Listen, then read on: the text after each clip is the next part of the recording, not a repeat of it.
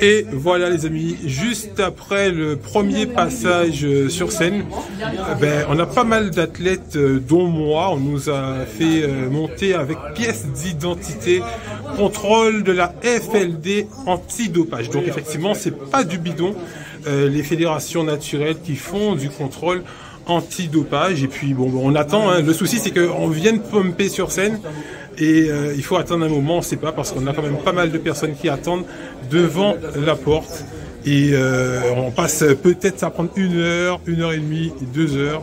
On peut toujours se reposer à côté dans la salle de la pesée. Vous vous rappelez de hier matin, enfin hier après-midi, la salle de pesée. Et voilà les amis, donc je monte aussi avec camarade Luisa, qui aussi, avec sa pièce d'identité, monte pour le contrôle antidopage. Donc voilà, donc on remonte, on est un peu fatigué. Et voilà les amis, c'était mon tour. Je sors du contrôle, donc j'ai mes documents que vous allez pouvoir voir. Donc juste mon nom en haut, Clocost, et c'est le contrôle de la FLD. Donc voilà, contrôle antidopage. C'est pas la peine de chercher les autres informations perso sur moi. Donc là, c'est le numéro du flacon. Et à l'arrière, les infos. Voilà, donc là, numéro du flacon, c'était un test sanguin. C'est vrai que c'est la première fois que je fais le test sanguin et c'était mieux parce qu'en général, c'est les tests d'urine qui sont apparemment plus faciles à passer hein, pour ceux qui prennent des produits. Des fois, je connais un peu 20 ans que je fais des compètes. On m'a expliqué que bon, apparemment, il y a des produits qui passent pas par l'urine, du dopage et tout. Donc, je trouve que c'est très bien que la FLD a investi pour avoir des contrôles maintenant qui sont des contrôles sanguins. Parce que là, il y aura beaucoup moins de fraude, beaucoup moins de personnes qui prennent des produits dopants et qui viennent concourir quand même dans des fédés naturels. Et ça, c'est dans le désavantage du sport totalement et surtout du culturisme naturel. Donc là, voilà, on saura en tout cas. Je sais qu'on peut toujours, même là, voilà, il y a des trucs qu'ils peuvent faire, mais c'est beaucoup plus difficile de passer un contrôle sanguin. Donc je suis très satisfait. Donc juste sur le côté, vous voyez, c'est ici qu'ils ont pris le sang. Voilà, donc j'ai encore le truc.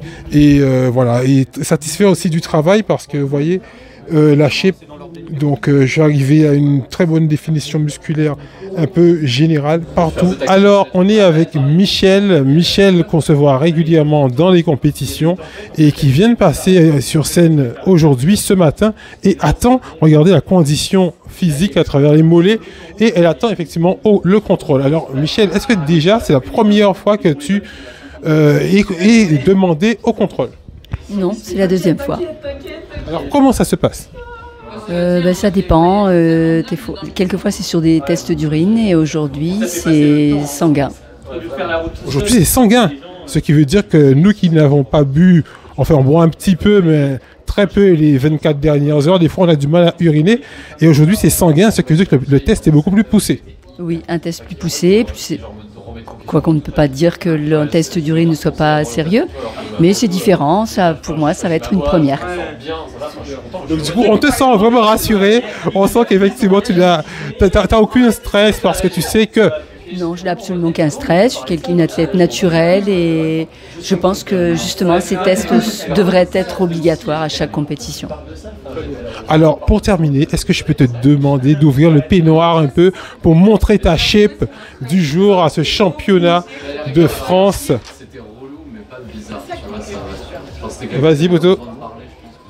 Et voilà la shape. On est avec notre ami Luisa Grava qui vient de la Guadeloupe avec moi, athlète de l'association Club Sport et Santé, qui attend aussi pour le contrôle anti-dopage. Et on va lui demander ses impressions parce que ça fait un moment qu'elle n'a pas fait de compétition. Et là, elle arrive, elle est convoquée avec pièce d'identité pour le contrôle. Alors, Luisa, tu sors de scène déjà. Ça fait longtemps que tu n'es pas montée dans une scène nationale. Et là, tu sors au championnat de France de scène. Qu'est-ce que ça t'a fait déjà? Eh bien, je dirais que c'est pour moi, c'est une continuité parce que avec les années, de compétitions que j'ai déjà effectuées, je me suis toujours soumis au contrôle de dopage, hein, parce que je sais que je suis un culturiste naturel et je travaille ou je prends plaisir à me muscler avec ma force mentale et ma puissance, qui veut dire je n'ai pas besoin de dopage pour arriver au résultat que vous voyez. Le résultat que vous voyez maintenant, c'est le résultat de longues années de travail et aussi de puissance mentale et de la force, parce que en ce qui concerne le culturisme, c'est soit on veut ou on ne veut pas, et celui qui va vers le dopage, il faut bien qu'il se rende compte que lorsqu'on parle de dopage, il y a aussi mise en danger la santé aussi, hein, parce que la santé, quand la santé part, on a tout perdu, hein. Et c'est pour cette raison, moi, je dis toujours aux gens qui commencent le culturisme, quand vous faites le culturisme, faites-le propre. Un culturiste propre, c'est un culturiste qui s'entraîne en salle, qui sait que, on prépare des compètes, il faut 1 heure, 2 heures, 3 heures de cardio, et aussi pour brûler le gras. Et effectivement, l'entraînement musculaire est très, très important pour pouvoir développer de la masse musculaire et aller chercher le plus profond, le striage, qui est le plus important, parce qu'en compétition, on va vous demander volume, striage, et aussi les points qui sont les plus importants, ce sont les abdos, parce que le ventre, comme vous connaissez, c'est le plus dur à scier, hein. Le ventre et les cuisses, c'est cette partie du corps qui est un petit peu plus difficile, où vous devez gérer la nutrition et aussi l'entraînement, qui est le point clé. On est avec Laurent. Laurent qui sort juste du contrôle, donc il a effectivement son document, il va nous expliquer comment ça s'est passé. Laurent qui avait gagné la sélection, qu'il y a quelques semaines de ça, il avait gagné, regardez le physique, comment il est équilibré, volumineux et sec, hein. On va lui envoyer quelques fleurs parce qu'il l'a mérité, il a bossé. Et alors comment ça s'est passé? Eh bien très bien, tout s'est bien passé. Alors, à ce qui paraît aujourd'hui, on a un contrôle qui n'est pas d'urine mais sanguin, c'est ça? Oui, c'est ça, oui, par piqûre. D'accord. Voilà. Donc, du coup, ça se passe comment? C'est une infirmière? Non, c'est un gars comme toi et moi qui m'a sorti tout un tas d'instruments et qui m'a piqué sur l'épaule. D'accord. Qui me le donne, je peux le faire.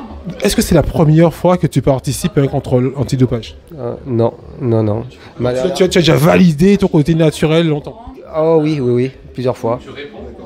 En 2016, notamment, quand j'ai été champion. D'accord, 2016, donc on voit effectivement les compétitions, tu connais. Et aujourd'hui, la compétition s'est passée comment? Parce que là, on voit que tu étais sur scène ce matin. Tu t'es senti en difficulté ou non, ça va, tu as senti que tu avais le level? Non, je me sentais très bien, décontracté, ce qu'il faut d'ailleurs, et avec de beaux concurrents, donc je suis content. Au moins, si j'ai une bonne place, je pourrais me dire que j'avais quand même du beau monde en face. Et non, c'était très bien. Donc là, on a Laurent qui va nous faire une petite démonstration rapide. Voilà, vas-y Laurent, double bicep. Voilà les amis, double bicep. Maintenant, double bicep de dos. Regardez le professionnalisme, l'équilibre, l'estrie, biceps de profil. Ah oui, là on voit qu'au niveau des fessiers, regardez un peu, au niveau fessier, ischio, adducteur, non il est bien. Franchement, il est trapèze, il y a tout qui sort. Il va nous faire une dernière pose, bien sûr, la pose cuisse abdominaux. Ah oui, oh là là, ça c'est vraiment la plus belle des poses, cuisses abdominaux, il est super élégant, il y a du boulot. Félicitations Laurent. Donc dans le couloir, j'ai remarqué que vous parliez énormément d'alimentation. Donc est-ce que juste avant une compétition, on en souffre un peu? Est-ce qu'on a faim ou est-ce que... Ça dépend de la sèche qu'on a effectuée auparavant. Si on a fait une sèche draconienne, oui, on en souffre, c'est-à-dire qu'on souffre surtout du manque de sucre, de gras, parce que tout ça, bien sûr, l'organisme en a besoin.